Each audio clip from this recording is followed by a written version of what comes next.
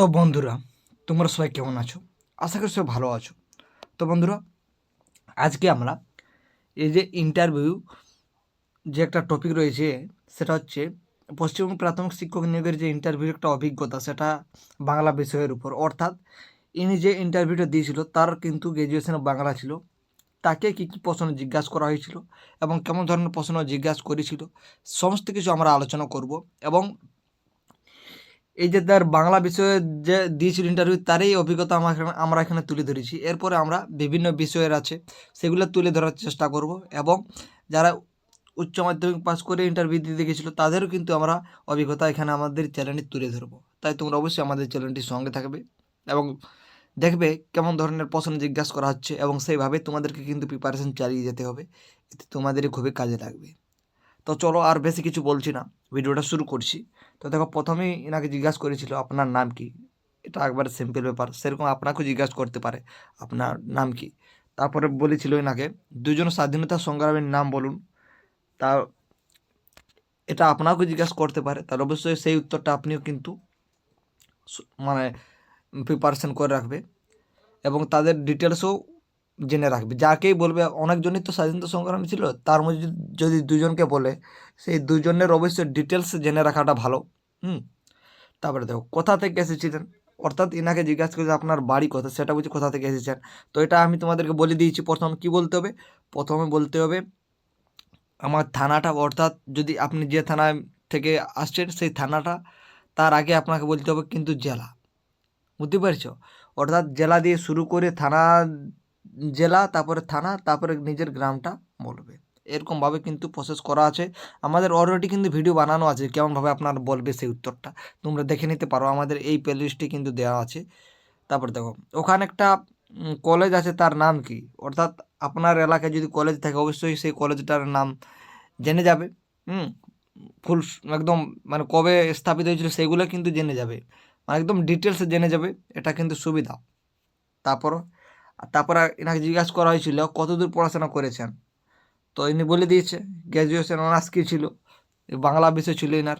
তাহলে কোন কলেজ থেকে গ্র্যাজুয়েশন করেছিল সেটাও কিন্তু বলতে হবে, এবং কোন ইউনিভার্সিটির অন্তর্গত পড়ছে সেটাও কিন্তু জিজ্ঞাসা করতে পারে। তাই তোমরা অবশ্যই সেটা কিন্তু জেনে যাবে। এবং ডিএড নাকি বিএড, কারণ সেই সময় ডিএড বিএড সব একসঙ্গে ইন্টারভিউ দিতেছিল, তার জন্য কিন্তু এই কোয়েশ্চেনটা করা হয়েছিল। তোমাদেরকে এই কোয়েশ্চেনটা করবে না, এটা তোমরা সকলে জানো। তারপরে দেখো, ডিএড কোন কলেজ থেকে করেছেন, অবশ্যই কলেজের নামটা অবশ্যই তোমাদের মনে আছে, এবং সেটার কিন্তু স্থাপন কবে হয়েছিল সেটাও কিন্তু মনে রাখবে। এবং সেই কলেজের প্রিন্সিপালের নাম জিজ্ঞাসা করা হয়েছিল। ভাবতে পারছো কেমন জিজ্ঞাসা করা হয়েছিল? তাহলে অবশ্যই সেই কলেজের নিয়েও কিন্তু ডিটেলস তোমরা রাখবে মনে।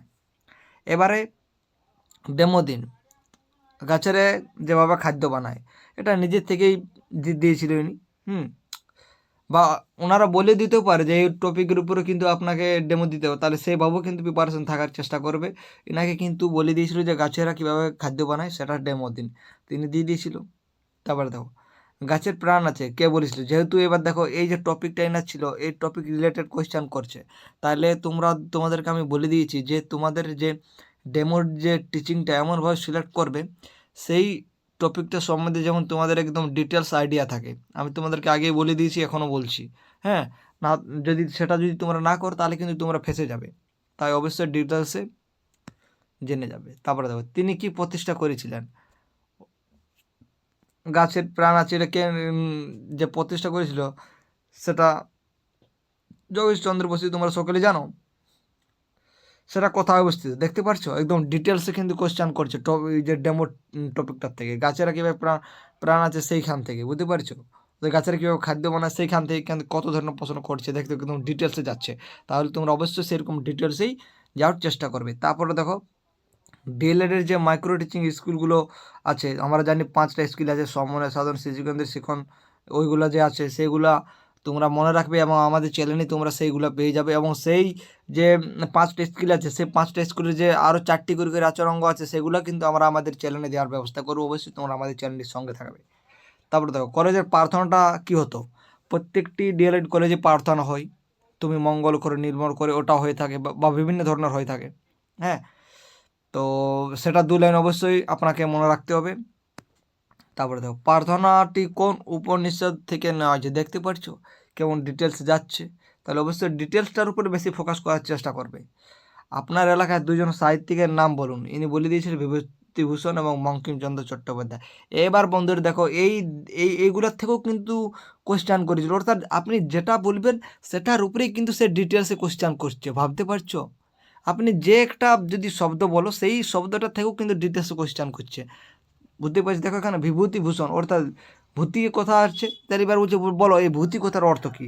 আবার ভূষণ আছে, তার এবার বলছে বলো ভূষণ কথার অর্থ কী, ভাবতে পারছো? এবার বঙ্কিম আছে, দেখো এবার দেখতে পাচ্ছ বঙ্কিম কথার অর্থ কী।